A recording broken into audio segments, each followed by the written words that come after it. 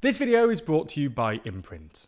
Part of the government's job is to ensure that legislation keeps up with changes in society. Back in the 1960s, Prime Minister Harold Wilson, and more importantly his Home Secretary Roy Jenkins, were keen to support bills that moved UK law along with the increasingly socially liberal attitudes of wider society.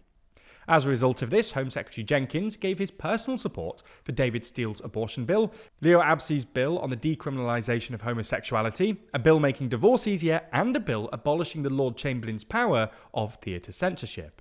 Many of these bills were not actually proposed by the government. Rather, the government simply gave them time to be debated and voted on, whilst also giving their MPs permission to vote however they wanted on them, without fear of government whips getting involved. It's a rather interesting quirk of history that this is how many of the most significant pieces of socially liberalising legislation has made its way onto the statute books. In fact, more than a quirk, the current Starmer government may be looking at this as more of a guidebook on how they too could oversee further social liberalisation.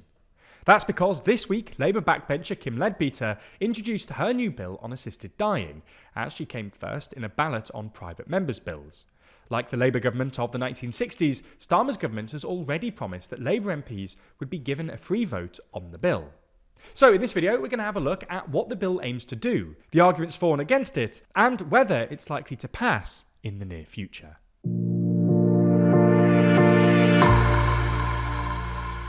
Before we start, if you haven't already, please consider subscribing and ringing the bell to stay in the loop and be notified when we release new videos.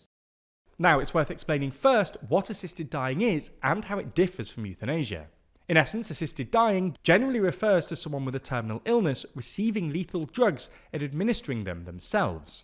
Euthanasia is deliberately ending someone else's life in order to relieve suffering.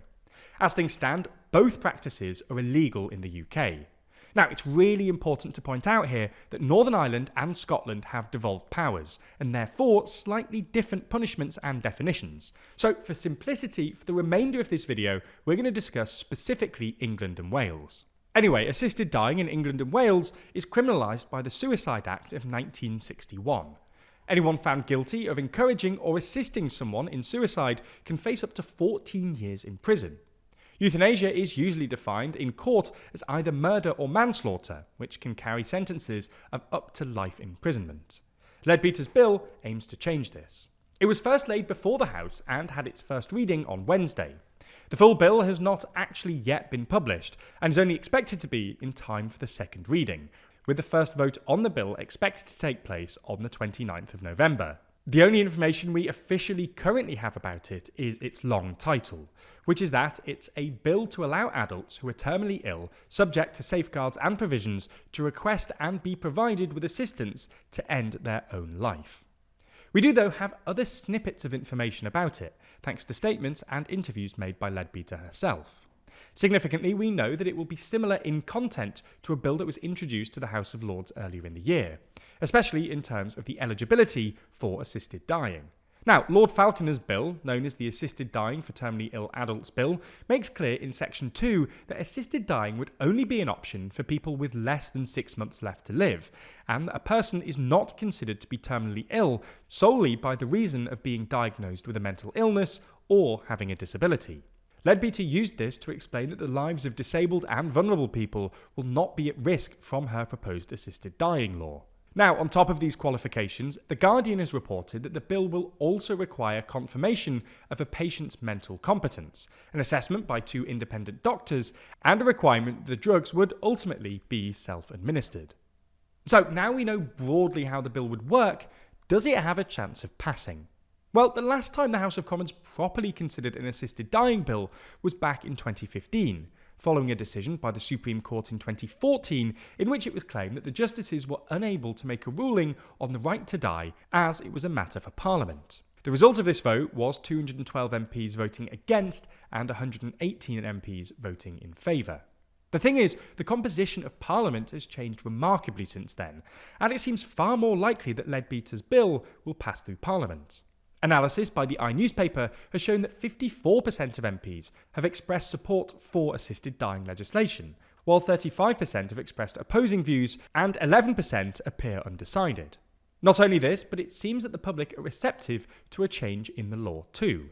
Opinion polling by Opinium from earlier in the year showed that around 75% of people backed the legislation of assisted dying, with only 14% opposed.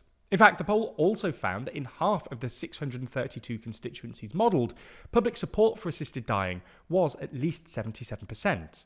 Now, that isn't to say, though, that there isn't significant opposition in the UK.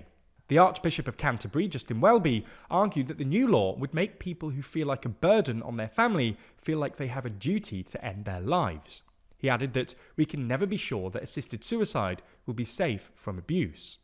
Now, proponents will dismiss this, saying that people facing death and who are experiencing suffering should be allowed to have control over the end of their life and should be able to die with dignity, surrounded by people they love at a time of their choosing. The thing is, even advocates of the bill will agree that getting the details right is paramount. Ensuring that there are sufficient checks when an application is made is essential, as for some people is ensuring that the criteria isn't loosened in the future, to the point where people with non-terminal conditions are able to undergo the procedure.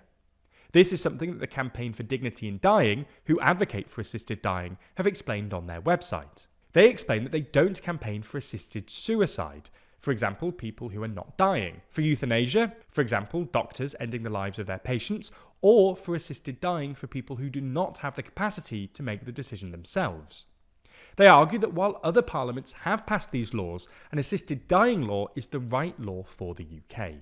We'll have to wait until the end of November, though, to see exactly how Parliament reacts to the proposed law, and whether it's likely to make its way onto the statute book in the near future.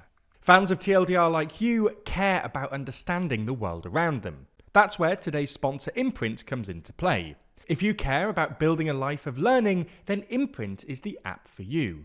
It's a new way to learn that turns your phone from an attention-sucking device to a tool for growth. You may have heard this before, but unless you've used the app, you likely haven't experienced something like this. That's because Imprint is beautifully illustrated and animated, creating a highly visual, bite-sized and interactive learning experience. It's the perfect antidote to a world where social media tries to keep us mindlessly dopamine scrolling day in and day out. Their library includes courses on topics like psychology, history, philosophy, finance, productivity, and many more, and quick reads you can consume in a single sitting. Since we last spoke to you about Imprint in September, I've done the philosophy course and am focusing on their course on the science of happiness. People study how to get in shape, how to eat right, and how to advance in their career. Understanding how humans are wired to be happy has been an interesting path to go down that I highly recommend to all of you. So make yourself feel better about your screen time, build a real habit of learning every day, and join the millions of people using Imprint.